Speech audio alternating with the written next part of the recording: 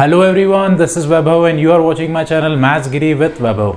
So in this video we are going to start with a new chapter, that is chapter number 2 polynomial. अब chapter शुरू करने से पहले कुछ basic definition देख लेते हैं। तो सबसे पहले आती है आपकी वेरिएबल। अब वेरिएबल क्या होता है? वो क्वांटिटी जिसकी वैल्यू फिक्स नहीं होती है। ठीक है, हर एक क्वेश्चन में जिसकी वैल्यू चेंज हो जाए उसको बोलते हैं हम वेरिएबल। द क्वांटिटी इज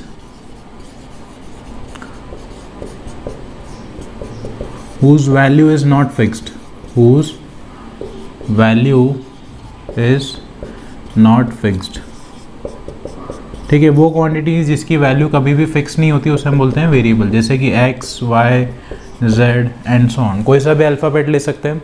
ठीक है, किसी क्वेश्चन में हम देखते हैं x की वैल्यू 1 आ रही है, किसी में 10 आ रही है, किसी में 100 आ रही है। ठीक है, तो वैल्यू फिक्स नहीं है x की, इसलिए बोलते हैं हम इसको वेरिएबल। अब नेक्स्ट डेफिनेशन आती है आपकी कांस्टेंट। अब कांस्टेंट क्या होता है? जिसकी वैल्यू फिक्स होती है, वेरिएबल का जस्ट अपोजिट। वो क्वांटिटी जिसकी वैल्यू हमेशा फिक्स रहेगी, जैसे कि सारे नंबर्स। ठीक है, तो उसको बोलते हैं हम constant. The quantity is whose value is always fixed.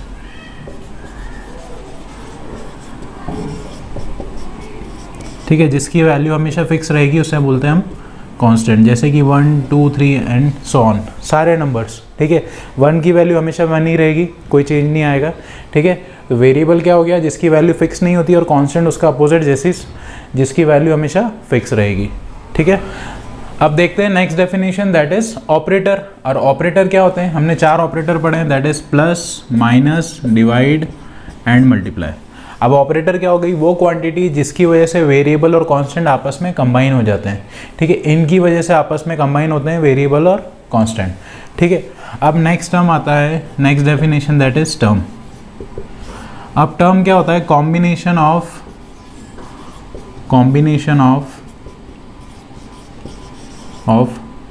Constant, variable and operator.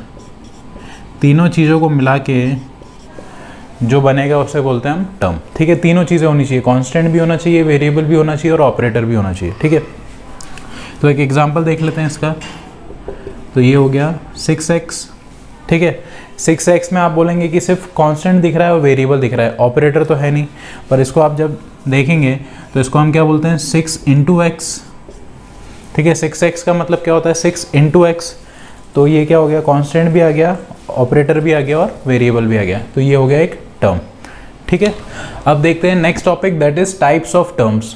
अब टर्म्स कितने टाइप्स के होते हैं? तो सबसे पहला होता है मोनोमियल। अब मोनोमियल क्या होता है? अगर एक ही टर्म है, सिर्फ एक ही टर्म है एक्सप्रेशन में, तो उसको बोलते हैं हम मोनोमियल। सिंगल टर्म को बोलते हैं हम मोनोमियल। जैसे कि एग्जांपल क्या हो जाएगा? 6x, 7y या फिर 8z, कुछ भी हो सकता है। ठीक है, एक ही अगर टर्म है तो उसको हम नाम दे रखा है हमने मोनोमियल। अब सेकंड क्या आता है? बाइनोमियल।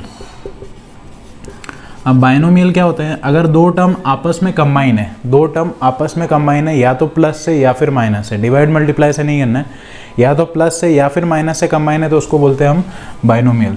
2 टर्म्स, ठीक है, 2 टर्म्स को बोलते हैं हम बाइनोमियल। जैसे कि 6x प्लस 7y हो गया, या फिर 9z प्लस 8w, कुछ भी लिख सकते हैं। ठीक है, प्लस से भी कंबाइन हो सकते हैं, या इसी को हम ऐसा लिख दें 6x माइनस 7y या फिर 9z माइनस 8w। तो ये भी 2 टर्म है, इन दोनों के बीच में या तो प्लस होना चाहिए या फिर माइनस, तब जाके ये 2 टर्म कहलाएंगे और ये हो जाएगा बाइनोमियल। ठीक है, अब नेक्स्ट इज ट्राइनोमियल। अब ट्राइनोमियल क्या होता है? नाम से समझ में आ रहा है, ट्राई मतलब 3, तो 3 टर्म्स को बोलते हैं ट्राइनोमियल। अब इसके भी ये जो टर्म्स हैं इनके बीच में या तो प्लस होना चाहिए या फिर माइनस, डिवाइड मल्टीप्लाई नहीं करना हमें।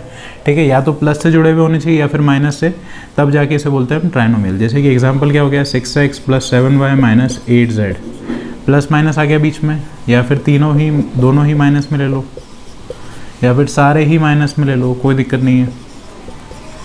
ठीक है, बस आपस में प्लस माइनस से जुड़े हुए होने चाहिए, तब जाके इनको अलग अलग टर्म बोलेंगे, ठीक है। अगर ऐसा सच कुछ होता कि 6x प्लस 7x, तो अब अधिकतर बच्चे क्या लिख देते हैं, ये बाइनोमियल है। बाइनोमियल नहीं है, ये 6x है, ये भी x है, तो ये x और x तो जुड़ सकते हैं, तो ये कितना हो जाएगा 13x, तो ये क्या हो गया मोनोमियल, ठीक है। अब नेक्स्ट इज पॉलिनोमियल, जो कि चैप्टर का नाम है हमारे, ठीक है। अब पॉलिनोमियल क्या होता है, अगर 3 या 3 से ज़्यादा टर्म है, 3 से ज़्यादा टर्म वाले को हम बोलते हैं पॉलिनोमियल, ठीक है।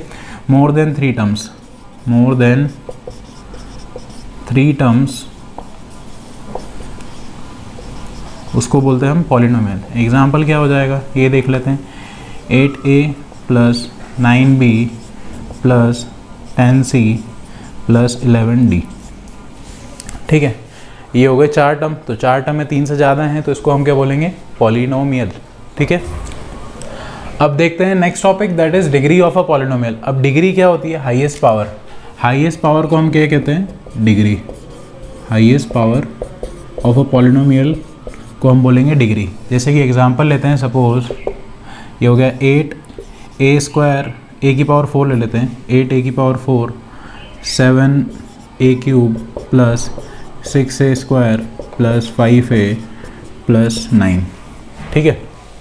अब ये तो इसमें अगर जो हाईएस्ट पावर है, तो पावर कहाँ देखेंगे, इसके ऊपर वेरिएबल के ऊपर जो हाईएस्ट पावर होगी, तो ये क्या हो गई डिग्री इसकी, जो हाईएस्ट है। 4 हाईएस्ट दिख रहा है यहाँ पर, ये 3 है, ये 2 है, ये 1 है, और ये तो है ही नहीं, ठीक है। तो हाईएस्ट पावर को हम क्या बोलते हैं, डिग्री, ठीक है। तो इसकी डिग्री क्या हो गई 4। पूरे पॉलिनोमियल में जो भी वेरिएबल के ऊपर हाईएस्ट पावर होगी उसे हम बोलेंगे डिग्री ऑफ दैट पॉलिनोमियल, ठीक है। अब देखते हैं next topic, that is types of polynomial on the basis of degree. अब डिग्री के बेसिस पे भी पॉलिनोमियल को अलग अलग कैटेगराइज कर रखा है। तो पहला है लीनियर पॉलिनोमियल। अब लीनियर पॉलिनोमियल क्या होता है, जिसकी डिग्री 1 हो, ठीक है। जिसकी डिग्री 1 होती है उसे हम बोलते हैं लीनियर। वो इस फॉर्म में होता है, उसका स्टैंडर्ड फॉर्म, लीनियर का स्टैंडर्ड फॉर्म लिख लेते हैं, ax प्लस b, ठीक है। ax प्लस b के फॉर्म में होता है आपका लीनियर पॉलिनोमियल, ठीक है। Next is quadratic polynomial. Quadratic polynomial क्या होता है, जिसकी डिग्री 2 हो, ठीक है। डिग्री 2 होती है, उसको हम बोलते हैं क्वाड्रेटिक पॉलिनोमियल। अब इसकी स्टैंडर्ड इक्वेशन क्या होती है, ax square plus bx plus c, ठीक है। इसको भी इक्वल्स टू 0 कर लेते हैं, इक्वल्स टू 0। अब क्वाड्रेटिक पॉलिनोमियल क्या हो गया है, जिसकी डिग्री 2 होती है, तो इस फॉर्म में लिखा जाता है ax square plus bx plus c।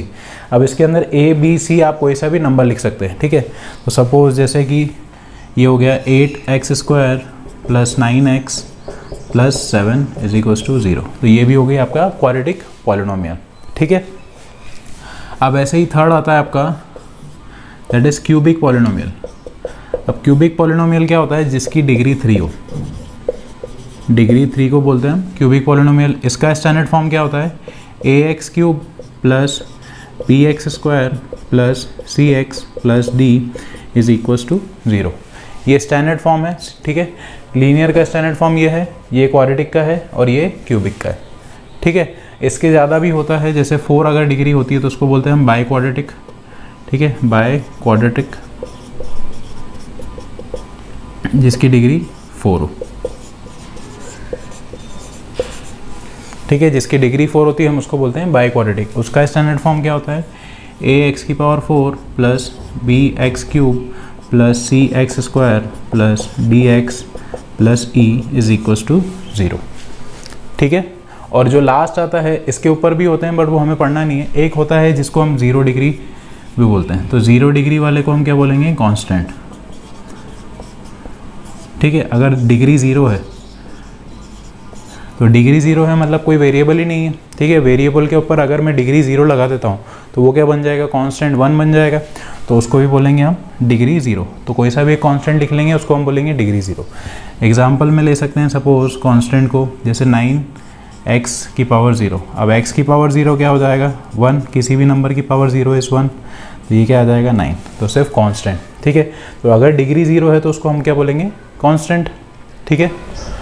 अब देखते हैं इसका next topic, that is value of a polynomial. अब वैल्यू ऑफ अ पॉलिनोमियल क्या होगा, जैसे कि सपोज आपको एक पॉलिनोमियल दे रखा है p of x is equals to 7x plus 5, ठीक है।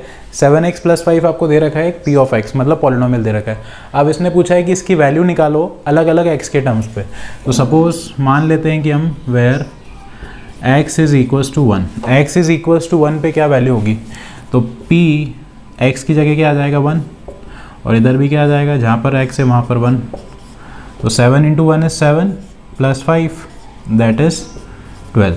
तो जब भी हम x की वैल्यू 1 रखेंगे तो इसका क्या आंसर आएगा 12। ऐसे ही अलग अलग x की वैल्यू पे अलग अलग वैल्यू आती जाएगी, तो उसे हम क्या बोलेंगे, the value of that polynomial at that specific point, जो भी x होगा, ठीक है। अब देखते हैं आपका next topic, that is zero of a polynomial. अब जीरो ऑफ अ पॉलिनोमियल क्या होता है, जैसे कि सपोज आपको एक पॉलिनोमियल दे रखा है, वापस से वही लेते हैं 7x प्लस 5, ठीक है। अब जीरो ऑफ अ पॉलिनोमियल मतलब कि ऐसी कौन सी x की वैल्यू आएगी जिसके अंदर ये पूरा जीरो हो जाएगा, ठीक है। ऐसी कौन सी x की वैल्यू आएगी जब ये पूरा जीरो हो जाएगा। तो ये कैसे निकालेंगे हम, तो सपोज मान लेते हैं इसको पूरा जीरो ही मान लेते हैं, ठीक है। p ऑफ x को जीरो रख दिया और 7x plus 5 as it is. अब ये 5 उधर जाएगा तो क्या हो जाएगा माइनस, और इधर आ जाएगा 7x। अब ये 7 इधर मल्टीप्लाई में उधर जाएगा तो डिवाइड, तो ये आ गई x की वैल्यू -5/7, ठीक है। तो जीरो ऑफ अ पॉलिनोमियल क्या हो गया कि ऐसी वो x की वैल्यू निकालनी है जिसके अंदर ये, अगर मैं x की वैल्यू वो रखता हूँ तो ये पूरा जीरो हो जाए। तो करके देख लेते हैं, एक बार चेक कर लेते हैं कि इस पर जीरो आ रहा है कि नहीं। तो क्या हो जाएगा, ये आपका p ऑफ x क्या था 7x प्लस 5, तो इसने क्या बोला है, हमने क्या निकाला अभी 5/7, -5/7 आई इसकी वैल्यू। तो 7 इंटू -5/7 रख के देख लेते हैं x की जगह, और ये +5 एज इट इज़। 7 से 7 कैंसिल हो गया, तो ये क्या बचा -5, और इधर आ गया +5, तो दैट इज़ ज़ीरो। इसका क्या मतलब हुआ कि जीरो ऑफ अ पॉलिनोमियल वो नंबर है, वो वैल्यू है x की जिसको मैं रखता हूँ तो ये पूरा जो पॉलिनोमियल है ये पूरा ज़ीरो हो जाएगा। इसलिए हम इसको बोलते हैं जीरो ऑफ अ पॉलिनोमियल, या फिर सॉल्यूशन ऑफ द इक्वेशन, या फिर आपका रूट्स ऑफ द इक्वेशन, ठीक है। ये तीनों टर्म्स हैं, solution, zero of the polynomial या फिर रूट्स ऑफ द इक्वेशन। तो तीनों में कंफ्यूज नहीं होना है, एक ही बात है, x की वैल्यू निकालनी है आपको, ठीक है। अब देखते हैं आपका next topic, that is geometrical meaning of the zero of a polynomial. मतलब क्या हुआ इसका कि आपको ग्राफ के थ्रू बताना है कि जीरो ऑफ अ पॉलिनोमियल क्या होता है, ठीक है। तो सपोज आपको एक पॉलिनोमियल दे रखा है दैट इज 2x प्लस 3, ठीक है। तो p ऑफ x को हम क्या बोलेंगे y, तो y क्या हो गया, y equals to 2x plus 3, ठीक है। अब इससे मैं y की वैल्यू x के टर्म्स में जो दे रखी है, अब इसको x की वैल्यू y के टर्म्स में निकालता हूँ, या फिर ऐसे ही रहने देते हैं, कोई दिक्कत नहीं है। अब हमने 9th क्लास में ये पढ़ा है कि y की डिफरेंट वैल्यूज़ पे x की अलग अलग वैल्यूज़ आएगी, ठीक है। इधर हो गया x और इधर हो गया y। तो मैं अगर x की वैल्यू 0 रखता हूँ तो 0 रखूँगा तो क्या हो जाएगा 0 इंटू 2 दैट इज़ 0, 0 प्लस 3, तो 3 आ गई। अब x की वैल्यू अगर मैं -1 रखता हूँ तो -1 रखूँगा तो -2 हो गया, 2 into -1 is -2 plus 3 that is 1। और अगर मैं 1 रखता हूँ x की वैल्यू तो 2 into 1 is 2, 2 plus 3 that is 5। तो अगर 0 रखूँगा तो 3 आएगी y की वैल्यू, -1 रखूँगा तो +1 आएगी, और 1 रखूँगा तो 5 आएगी, ठीक है। अब इसका ग्राफ प्लॉट कर लेते हैं। तो ये तो हो गई आपकी y एक्सिस और ये हो गई आपकी x एक्सिस, ठीक है। तो अगर मैं इधर देखता हूँ, ये हो गई आपकी ओरिजिन 0, ये हो गया 1 2 3 4, और इधर क्या हो जाएगा -1 -2 -3 एंड -4। y एक्सिस पे +1 +2 +3 +4 +5, इधर -1 -2 -3, ठीक है। अब इसने क्या बोला था, x की वैल्यू 0 आई तो y की वैल्यू 3 आएगी। तो x की वैल्यू 0 पे y की वैल्यू 3, मतलब ये पॉइंट हो गया, ठीक है, पहला पॉइंट। x की वैल्यू -1 पे y की वैल्यू 1 आएगी, तो -1 इधर है तो इधर आएगी +1, तो ये हो गया सेकेंड पॉइंट, ठीक है, -1 और इधर +1। x की वैल्यू 1 पे y की वैल्यू आएगी 5, तो x की वैल्यू 1 है इधर और y की वैल्यू 5 इधर, ठीक है। तो ये आ गया पॉइंट। अब इसको मैं अगर जोड़ देता हूँ तीनों पॉइंट को, तो ये एक स्ट्रेट लाइन बन रही है। ठीक है। तो जब भी आपको अगर एक लीनियर पॉलिनोमियल दे रखा है, लीनियर मतलब जिसकी डिग्री 1 हो, तो इसकी जो ग्राफ बनेगा वो कैसा बनेगा, आपको एक स्ट्रेट लाइन, ठीक है। तो जीरो ऑफ द पॉलिनोमियल देखते हैं ये पॉइंट पे, जैसे कि ये सपोज ये पॉइंट है जहाँ पर इसने एक्स एक्सिस को मतलब कट किया है, इस पूरी लाइन ने एक्स एक्सिस को कहाँ पर कट किया है, इस पॉइंट पे, ठीक है। अगर इस पॉइंट की मैं वैल्यू निकालूंगा तो वो आएगी 2x + 3। अब कैसे निकाल रहा हूँ ये, जैसे कि ये 0, यहाँ पर y की वैल्यू 0 है तो x की वैल्यू निकालनी है, तो y की वैल्यू मैंने इस इक्वेशन में रख दी 0। तो 0 = ये -3 उधर चले गया और ये 2, और ये क्या हो जाएगा -3/2। तो x की वैल्यू क्या आई, -3/2, ठीक है। तो -3/2 पे इसने ये x एक्सिस को कट किया, ठीक है। तो overall zero of a polynomial क्या हो गया, जहाँ पर भी वो स्ट्रेट लाइन, जो भी आपकी जो लाइन है इक्वेशन की, वो जहाँ पर भी x एक्सिस को कट करेगी that is the zero of a polynomial. Zero of a polynomial मतलब वहाँ पर y की वैल्यू 0 आ जाएगी, ठीक है। तो ये पॉइंट पे इसने कट किया तो यहाँ पर y की वैल्यू 0 है और x की वैल्यू हमने निकाल ली -3/2, ठीक है। तो that is the zero of a polynomial for linear equation. अब क्वाड्रेटिक का देखते हैं। अब देखते हैं आपका next topic that is for quadratic equation. अब जीरो ऑफ अ पॉलिनोमियल आपको ग्राफ पे शो करना है पर क्वाड्रेटिक इक्वेशन के लिए। अभी क्या करा था हमने, लीनियर इक्वेशन के लिए दैट इज स्ट्रेट लाइन आई थी। अब इसके लिए देखते हैं हम। तो सपोज एक मान लेते हैं p of x = x² + 1, ठीक है। तो p of x क्या हो जाएगा, y, तो y की वैल्यू आ गई x² + 1। अब इसको भी करके देख लेते हैं हम, वैल्यू अलग अलग वैल्यू पे प्लॉट करके देखते हैं। तो x की इधर वैल्यू रख देते हैं, y की इधर। तो अगर मैं x की वैल्यू 0 रखता हूँ तो y की वैल्यू क्या आ जाएगी 1, 0 का स्क्वायर इज़ 0, 0 + 1 इज़ 1। अगर मैं x की वैल्यू 1 रखता हूँ तो 1 का स्क्वायर 1 और +1 दैट इज़ 2। अगर मैं x की वैल्यू -1 रखता हूँ तो -1 का स्क्वायर इज़ 1 और +1 दैट इज़ 2, ठीक है।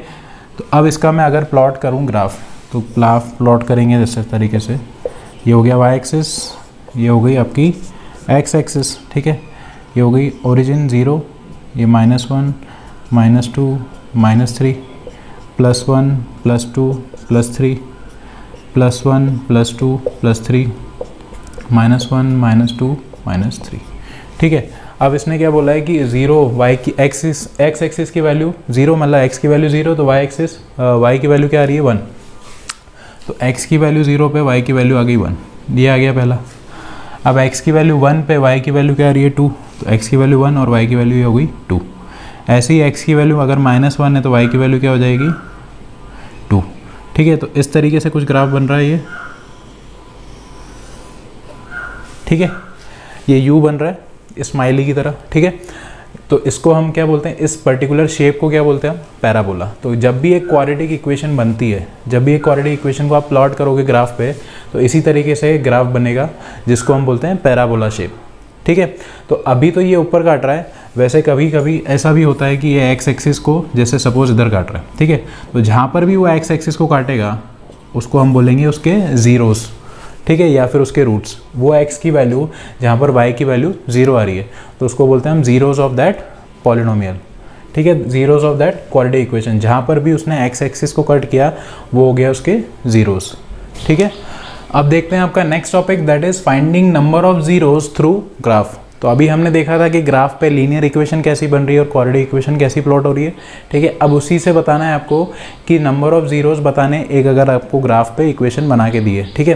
तो सपोज़ अगर आप एक लीनियर इक्वेशन दे रखी है, ठीक है, आपको लीनियर इक्वेशन बताई नहीं है, बस आपको ग्राफ दे रखा है। सपोज़ एक ये इस तरीके से एक लाइन बना दी है, ये हो गई y एक्सिस और ये हो गई आपकी x एक्सिस, ठीक है। और आपको एक ये स्ट्रेट लाइन दे रखी है। अब इस पर आपसे पूछा है कि नंबर ऑफ जीरोज़ कितने होंगे। तो नंबर ऑफ जीरोज़ कैसे मालूम पड़ेंगे कि ये जो लाइन है, स्ट्रेट लाइन है, वो एक्स एक्सिस को कितनी जगह पे काट रही है, एक पॉइंट पे, ठीक है।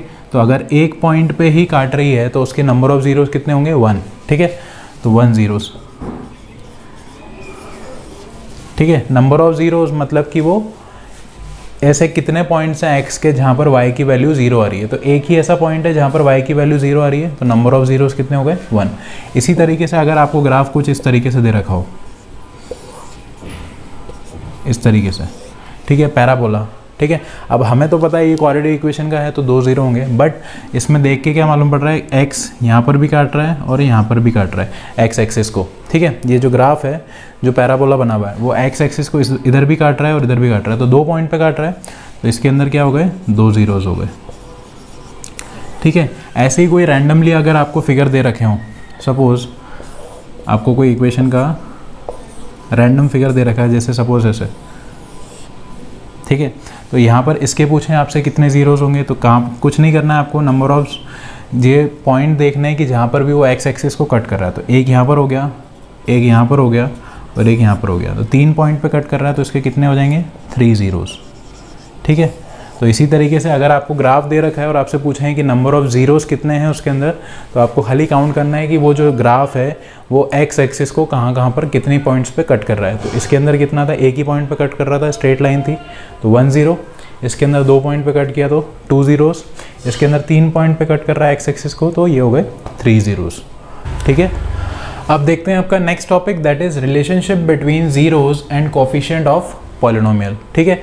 आपको रिलेशनशिप बताना है, ज़ीरोज़ मतलब जो x की वैल्यू आएगी जहाँ पर वो पूरा पॉलिनोमियल 0 हो जाता है, ठीक है, उस ज़ीरोज़ और कोफिशिएंट ऑफ पॉलिनोमियल, और जो पॉलिनोमियल के अंदर उसके अंदर जो कोफिशिएंट्स दे रखे हैं उसके अंदर क्या रिलेशनशिप है, ठीक है। तो सबसे पहले देखते हैं हम लीनियर पॉलिनोमियल के लिए। तो लीनियर पॉलिनोमियल का स्टैंडर्ड फॉर्म क्या कहता है आपको, इस फॉर्म में होता है लीनियर पॉलिनोमियल ax + b = 0, ठीक है, where a can't be equals to 0, ठीक है, 0 नहीं हो सकता है। अगर मैं 0 रख दूंगा a तो क्या हो जाएगा, 0 × x इज 0, तो सिर्फ क्या बचेगा b, तो वो लीनियर पॉलिनोमियल नहीं, वो तो सिर्फ एक कांस्टेंट हो जाएगा, इसलिए x के साथ वाला जो a है वो कभी भी 0 नहीं हो सकता। तो ये हो गया आपका standard form of linear polynomial, ठीक है। अब इसके जो ज़ीरोज़ हैं, सपोज मान लेता हूँ इट्स 0 इज़ अल्फ़ा। अब ये जो ग्रीक अल्फ़ाबेट है जिसको हम बोलते हैं अल्फ़ा, ठीक है, तो इसका 0 में मान लेता हूँ अल्फ़ा। अब जो अल्फ़ा है वो किसके इक्वल आएगा लीनियर इक्वेशन में, alpha is equals to minus of coefficient minus of constant upon coefficient of x, ठीक है, minus constant upon coefficient of x के इक्वल आएगा, दैट इज -b/a के इक्वल होगा। जो इसका 0 होगा मतलब अल्फ़ा, तो अल्फ़ा किसके इक्वल आएगा, -b/a के इक्वल आएगा, ठीक है। अब देखते हैं ये आया कैसे, ये फॉर्मूला आया कैसे। तो सपोज़ अगर मैं मान रहा हूँ कि मेरे पास अल्फ़ा जो इसका 0 है, 0 है इसका अल्फ़ा, तो इसका आपका फैक्टर क्या हो जाएगा, x माइनस अल्फ़ा, ठीक है, x माइनस अल्फ़ा इज़ फैक्टर, ठीक है। अगर किसी भी नंबर की वैल्यू अगर जो 0 होता है, जैसे सपोज हम देखते हैं x की वैल्यू 2i किसी भी एक पॉलिनोमियल के लिए, उसका फैक्टर क्या हो जाएगा, ये 2 उधर चले जाता है तो -2, तो ये हो गया उसका फैक्टर। तो इसी तरीके से अगर अल्फ़ा किसी का 0 आ रहा है, ठीक है, x की वैल्यू अल्फ़ा आ रही है, तो x माइनस अल्फ़ा क्या हो जाएगा, उसका फैक्टर, ठीक है, उस पॉलिनोमियल का फैक्टर। तो x माइनस अल्फ़ा हो गया आपका फैक्टर। तो k into x minus alpha is equals to ax plus b, ठीक है। अगर मैं x माइनस अल्फ़ा को k से मल्टीप्लाई कर रहा हूँ तो ax प्लस बी के इक्वल आ जाना चाहिए, क्योंकि ये उसका फैक्टर है, ठीक है। तो k इसलिए मल्टीप्लाई करा क्योंकि अगर मैं x के आगे कुछ भी जो कोफिशिएंट है, ठीक है, उसको बैलेंस करने के लिए k चाहिए रहता है, ठीक है। अगर कुछ भी नहीं है उसके आगे कोफिशिएंट तो k हमारा 1 हो जाएगा, पर अगर कुछ है तो वो k की वैल्यू उससे आ जाएगी, ठीक है। तो अब इसको हम सॉल्व करेंगे, तो ये क्या हो जाएगा, k इंटू एक्स, kx, और k इंटू अल्फ़ा, तो ये माइनस k अल्फ़ा, और इधर क्या हो जाएगा, ax प्लस b, ठीक है। अब कंपेयरिंग करेंगे दोनों को, comparing both side, comparing both side, तो इधर क्या आ जाएगा, kx is equals to ax, और इधर क्या आ जाएगा, minus k alpha is equals to b, ठीक है। kx और ax इक्वल है तो k की वैल्यू क्या आ गई, a, ठीक है, और इधर से क्या आ जाएगी, अल्फ़ा की value, alpha is equals to b upon minus k, ठीक है, और k की वैल्यू हम उससे निकाल चुके थे, तो ये क्या हो जाएगी, b अपॉन माइनस a, ऊपर ले सकता हूँ माइनस को, तो अल्फ़ा क्या आ गया हमारा, -b अपॉन a, ठीक है। तो इस तरीके से ये फॉर्मूला आया था दैट अल्फ़ा जो इसका ज़ीरो है, zero is equals to minus B upon A. तो इस तरीके से इसको हम प्रूव कर सकते हैं कि कैसे आया अल्फ़ा की वैल्यू माइनस बी बाय। तो इस तरीके से सॉल्व करने के बाद आ जाएगी। ठीक है, अब देखते हैं इसी लीनियर पॉलिनोमियल का जो हमने अल्फ़ा का जो फॉर्मूला निकाला था उस पर एक एग्जाम्पल। ठीक है, तो एग्जाम्पल सपोज मेरे पास 2x + 5 एक पॉलिनोमियल दे रखा है, लीनियर पॉलिनोमियल। ठीक है, अब इससे जो मैं बोल रहा हूँ कि जो मेरा सम ऑफ अल्फ़ा है, ठीक है, जो इसका ज़ीरो आएगा, alpha is equals to minus B by A आना चाहिए। माइनस बी बाय ए क्या हो जाएगा, बी क्या है हमारा 5, तो -5 अपॉन ए इज़ 2। तो फॉर्मूले से तो मेरा अल्फ़ा आया -5/2। अब मैं निकाल के भी देखता हूँ तो कि सही में आ रहा है कि नहीं। तो 2x equals to 2x + 5 is equals to 0। तो 2x इज इक्वल्स टू 5 उधर जाएगा तो माइनस हो जाएगा, x इज इक्वल्स टू -5/2। तो x क्या था हमारा, 0 था, मतलब अल्फ़ा था। तो अल्फ़ा इससे भी क्या आया -5/2 और फॉर्मूले से भी क्या आया -5/2, मतलब जो हमारा फॉर्मूला है वो करेक्ट है। ठीक है, अब देखते हैं इसका next topic that is quadratic polynomial. अब आपको क्या निकालना है, relationship between zeros and coefficient in a quadratic polynomial. तो क्वाड्रेटिक पॉलिनोमियल का स्टैंडर्ड फॉर्म क्या होता है, ax² + bx + c is equals to 0 and a can't be 0। ठीक है, तो क्वाड्रेटिक पॉलिनोमियल का जो स्टैंडर्ड फॉर्म होता है वो होता है ax² + bx + c is equals to 0 और a कभी भी 0 नहीं होगा, क्योंकि अगर मैं a को 0 रख दूंगा तो ये पूरा 0 हो जाएगा, तो ये क्वाड्रेटिक पॉलिनोमियल बचेगा ही नहीं। ठीक है, लीनियर हो जाएगा। ठीक है, इसलिए a can't be equals to 0। अब इसके अंदर मैं मान लेता हूँ सपोज इट्स जीरोज आर, 2 0 होंगे, क्वाड्रेटिक पॉलिनोमियल है, तो अल्फ़ा एंड बीटा। ठीक है, ये दोनों ग्रीक टर्म है, एक है अल्फ़ा और दूसरा है बीटा। ठीक है, तो ये दोनों क्वाड्रेटिक पॉलिनोमियल के 0 हैं। तो इसके अंदर आता है सम ऑफ ज़ीरोज़।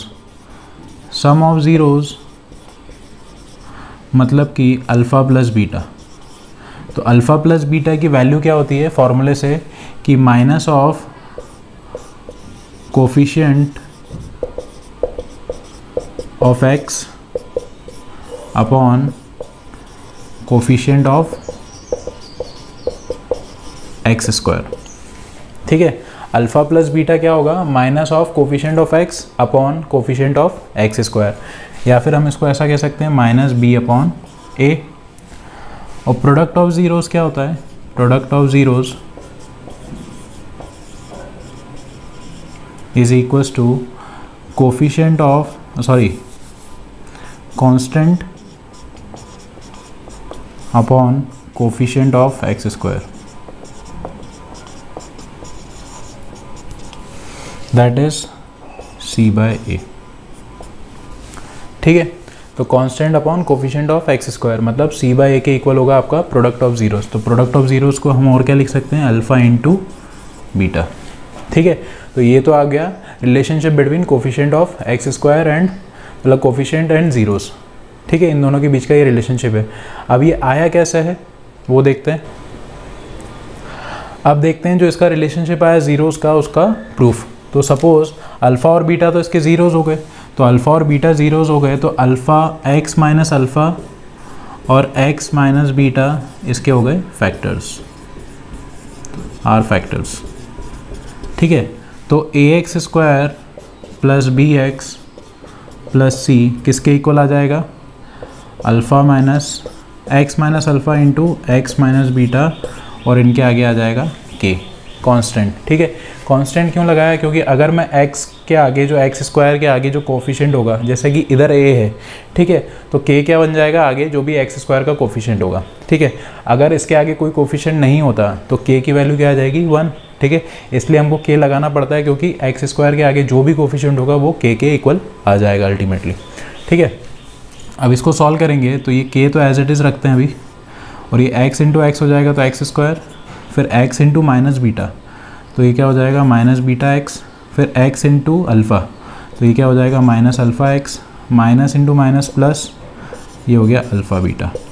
ठीक है, अब क्या करेंगे, इसको इससे मल्टीप्लाई कर देंगे तो kx² और ये क्या हो जाएगा -k βx minus k αx, और ये हो जाएगा k अल्फ़ा बीटा। तो के एक्स स्क्वायर तो एज इट इज़, इन दोनों में एक्स आ रहा है तो एक्स और के कॉमन ले लेते हैं, तो माइनस एक्स के कॉमन, तो इधर क्या आ जाएगा अल्फ़ा प्लस बीटा, और इधर क्या आ जाएगा के अल्फ़ा बीटा। ठीक है, आप क्या करेंगे, कंपेयरिंग बोथ साइड, इन दोनों इक्वेशन को कंपेयर करेंगे। तो कंपेयरिंग बोथ साइड, अब कंपेयर करने पे क्या होगा, एक्स स्क्वायर वाला एक्स स्क्वायर के साथ कंपेयर हो जाएगा, तो A x square is equals to, इधर क्या आ जाएगा के एक्स स्क्वायर, एक्स स्क्वायर से एक्स स्क्वायर गया तो ए की वैल्यू क्या आ गई के। ठीक है, अब दूसरा एक्स वाला टर्म कंपेयर करेंगे, तो इधर क्या था b x square b x, और इधर क्या था माइनस एक्स के अल्फ़ा प्लस बीटा, तो एक्स से एक्स गया और इधर क्या बचेगा के बी, और इधर क्या आ जाएगा minus k is equals to alpha plus beta. तो के की वैल्यू हम ऊपर से लिख सकते हैं, ए आई थी, तो इधर क्या हो जाएगा b upon minus a is equals to alpha plus beta. अब माइनस ऊपर लगाओ या नीचे, बात तो एक ही है, तो अल्फ़ा प्लस बीटा क्या आ गया minus B by a, according to our जो भी हमने फॉर्मूला लिखा था उसके हिसाब से है alpha plus beta is equals to minus B by. अब तीसरा देखते हैं जो कांस्टेंट टर्म है, तो के इंटू अल्फ़ा बीटा, और उधर क्या है कांस्टेंट सी। ठीक है, तो अल्फ़ा बीटा किसके इक्वल आ जाएगा सी बाय के, और के की जगह हम क्या लिख सकते हैं ए, ऊपर प्रूफ किया है हमने, तो alpha plus beta alpha into beta क्या आ गया सी बाय ए के इक्वल। ठीक है, तो इस तरीके से हमने अल्फ़ा प्लस बीटा का भी फॉर्मूला प्रूफ कर दिया माइनस बी बाय, और अल्फ़ा बीटा का भी फॉर्मूला प्रूफ कर दिया that is C bye a. ठीक है, अब देखते हैं क्वाड्रेटिक पॉलिनोमियल का जो रिलेशनशिप था कोफिशिएंट और जीरोज़ के ऊपर एक न्यूमेरिकल। ठीक है, एक एग्जांपल देखते हैं। सपोज आपको एक क्वाड्रेटिक पॉलिनोमियल दे रखा है A x square plus 5x is equals to 6। ठीक है, तो इससे हम x की वैल्यू निकाल लेते हैं पहले, तो इसको मिडिल टर्म करेंगे तो क्या हो जाएगा, ये हो जाएगा 2x plus 3x plus 6 is equals to 0।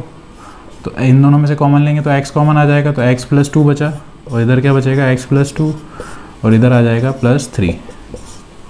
तो ये क्या हो गया x प्लस 2 और x प्लस 3 इक्वल्स टू 0। अब एक बार x प्लस 2 को 0 के इक्वल रखूँगा और एक बार x प्लस 3 को 0 के इक्वल रखते हैं, तो इससे x की वैल्यू आ गई -2 और इससे आ गई -3। ठीक है, तो अल्फ़ा आ गया मेरा -2 और बीटा आ गया -3। ठीक है, अब क्या जो हमारा फॉर्मूला था वो क्या होगा अल्फ़ा प्लस बीटा, तो अल्फ़ा प्लस बीटा क्या हो जाएगा -2 प्लस -3 दैट इज़ -2 -3 क्या हो गया -5। ठीक है, और according to our formula alpha plus beta क्या आना चाहिए माइनस बी बाय, तो माइनस बी क्या है आपका 5, और ए क्या है, ए तो कुछ भी नहीं है तो 1 मानेंगे, तो ये हो गया -5/1 दैट इज़ -5 ओनली। ठीक है, इससे भी यही आया फार्मूला और इससे भी यही आंसर आया। अब इधर देखते हैं अल्फ़ा इंटू बीटा, अल्फ़ा क्या है मेरा -2 और बीटा क्या है -3, तो दैट इज़ -2 इंटू -3 6, और अल्फ़ा इंटू बीटा फॉर्मूले से देखते हैं तो क्या आएगा सी बाय, तो सी क्या है मेरा 6 और ए क्या था 1, तो ये क्या हो गया 6, तो इससे भी 6 आया और इससे भी 6, मतलब जो हमारा फॉर्मूला था अल्फ़ा प्लस बीटा वाला और अल्फ़ा इंटू बीटा दोनों करेक्ट है। ठीक है, अब देखते हैं आपका next topic that is cubic polynomial. अब क्यूबिक पॉलिनोमियल का स्टैंडर्ड फॉर्म क्या होता है, ax cube plus bx square plus cx plus d is equals to 0 and a can't be equals to 0। ठीक है, अगर a 0 रख दूंगा तो ये पूरा क्यूबिक पॉलिनोमियल ही हट जाएगा, क्वाड्रेटिक बचेगा, इसलिए a कभी भी 0 नहीं हो सकता। ठीक है, और इसके ज़ीरोज़ मान लेते हैं हम, it's zeros are alpha beta and gamma. ठीक है, अल्फ़ा बीटा और गामा इसके 3 ज़ीरोज़ मान लिए हमने। तो अब इसका रिलेशनशिप क्या कहता है कि sum of zeros that is alpha plus beta plus gamma, इन तीनों का सम किसके इक्वल होगा, coefficient of coefficient of x square upon coefficient of x cube. ठीक है, या फिर इसको ऐसा भी बोल सकते हैं -b बाय ए के इक्वल होगा इन तीनों का सम। और अगला आता है आपका sum of product of zeros taken 2 at a time। ठीक है, इसका क्या मतलब हुआ, 2 ज़ीरोज़ एक बार लेने हैं और उनका सम करना है, alpha beta plus beta gamma plus gamma alpha. ठीक है, अब ये किसके इक्वल आएगा, plus of coefficient of x upon coefficient of x cube, मतलब c/a के इक्वल आएगा। ठीक है, alpha beta plus beta gamma plus gamma alpha c/a के इक्वल आएगा। और तीसरा है आपका प्रोडक्ट ऑफ ज़ीरोज़ किसके इक्वल आएगा, अल्फ़ा बीटा गामा, मतलब alpha into beta into gamma किसके इक्वल आएगा, minus of constant upon coefficient of x cube, मतलब माइनस डी अपॉन ए के इक्वल आएगा। ठीक है, सम ऑफ ज़ीरोज़ आया माइनस b/a के equal, sum of product of zeros taken 2 at a time, alpha beta plus beta gamma plus gamma alpha आ जाएगा c/a के इक्वल, और प्रोडक्ट ऑफ ज़ीरोज़ क्या आ जाएगा, माइनस d/a के। ठीक है, अब देखते हैं जो फॉर्मूला हमने देखा था ज़ीरोज़ और कोफिशिएंट के बीच में रिलेशनशिप, उसका प्रूफ। तो अगर अल्फ़ा बीटा गामा ज़ीरोज़ हैं तो alpha x minus alpha, x minus beta और एक्स माइनस गामा इसके हो गए फैक्टर्स। ठीक है, तो ये फैक्टर्स इसके इक्वल आ जाएंगे, तो ax cube plus bx square plus cx plus d, ये किसके इक्वल आएगा, k into x minus alpha x minus beta into x minus gamma के इक्वल। ठीक है, अब इसको मल्टीप्लाई करेंगे तो k इधर आ जाएगा x इंटू ये, तो x square, x into minus beta तो माइनस बीटा एक्स, एक्स इन अल्फ़ा इंटू एक्स तो माइनस अल्फ़ा एक्स, तो ये हो गया अल्फ़ा बीटा। ठीक है, अब ये ब्रैकेट एज इट इज़, अब ये इससे मल्टीप्लाई, ये वाला एज इट इज़ आ जाएगा अभी। ठीक है, अब इस पूरे ब्रैकेट को इससे मल्टीप्लाई करेंगे तो ये हो जाएगा k एक्स स्क्वायर, इससे मल्टीप्लाई होगा तो x cube, minus beta x से होगा तो minus beta x square minus alpha x square, और ये प्लस अल्फ़ा बीटा एक्स। ठीक है, अब क्या होगा, ये पूरा इससे मल्टीप्लाई होगा। ठीक है, तो ये हो जाएगा minus gamma x square, minus into minus plus ये गामा बीटा एक्स, फिर ये माइनस इंटू माइनस प्लस ये अल्फ़ा गामा एक्स, फिर ये माइनस, ये प्लस है और ये माइनस में तो माइनस। ठीक है, अब इसको क्लब करते हैं, जो एक्स आते हैं, तो एक्स क्यूब वाला टर्म एक्स क्यूब के साथ एक्स स्क्वायर इधर आ रहा है, इधर आ रहा है और इधर भी आ रहा है, तो ये माइनस एक्स स्क्वायर कॉमन ले लिया, alpha plus beta plus gamma. अब एक्स वाले एक साथ ले लेते हैं, तो ये प्लस एक्स कॉमन ले लिया तो क्या बचा, alpha beta plus beta gamma plus gamma alpha. ठीक है, अब ये तीसरा वाला है alpha beta gamma as it is. अब ये पूरा k से मल्टीप्लाई हो जाएगा तो ये क्या हो जाएगा, k x cube minus k x square alpha plus beta plus gamma plus k x alpha beta plus beta gamma plus gamma alpha, और ये k से मल्टीप्लाई होगा तो माइनस k अल्फ़ा बीटा और गामा। ठीक है, आप क्या करेंगे, कंपेयरिंग बोथ साइड, तो कंपेयरिंग करेंगे तो जो आपका एक्स क्यूब वाला था a एक्स क्यूब उधर से, और इधर किसके इक्वल आया, k एक्स क्यूब के, एक्स क्यूब और एक्स क्यूब गया तो a इक्वल्स टू क्या आ गया, k। ठीक है, आप क्या करेंगे, एक्स स्क्वायर वाला आपस में कंपेयर करेंगे, तो उधर क्या था बी एक्स स्क्वायर, और इधर क्या बचा है minus k x square alpha plus beta plus gamma, x square से एक्स स्क्वायर गया तो ये b by minus k is equals to alpha plus beta plus gamma, तो alpha plus beta plus gamma किसके इक्वल आ गया, b by k, तो k को हम क्या बोल सकते हैं a, तो ये क्या हो जाएगा माइनस b बाय a। तो ये हो गया हमारा सेकेंड फार्मूला। अब थर्ड देखते हैं, x वाले को कंपेयर करते हैं, तो k एक्स ये alpha beta plus beta gamma plus gamma alpha, is equals to c by c x. तो एक्स से एक्स गया तो ये क्या आ गया, alpha beta plus beta gamma plus gamma alpha is equals to c by k. K को हम क्या लिख सकते हैं, ए, तो ये हो गया सी बाय ए।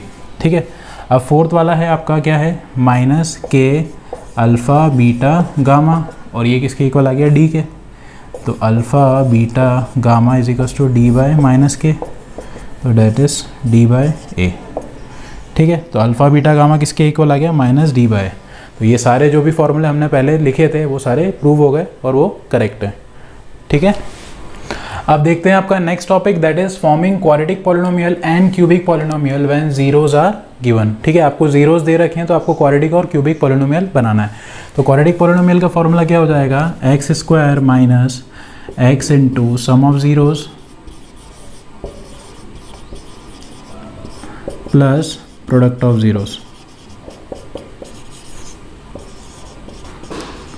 या फिर इसको ऐसा भी लिख सकते हैं, x square minus x into, अगर सम ऑफ जीरोज आपके पास है alpha plus beta plus alpha into beta. ठीक है, अगर आपको सम ऑफ जीरोज और प्रोडक्ट ऑफ जीरोज दे रखा है तो कैसे बन जाएगा quadratic polynomial, x square minus x into alpha plus beta plus alpha into beta. ठीक है, अब इसी तरीके से क्यूबिक पॉलिनोमियल कैसे बनेगा,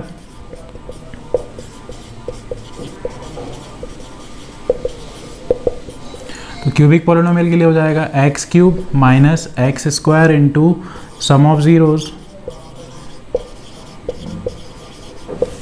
plus x into sum of product of zeros taken two at a time और माइनस प्रोडक्ट ऑफ जीरोज।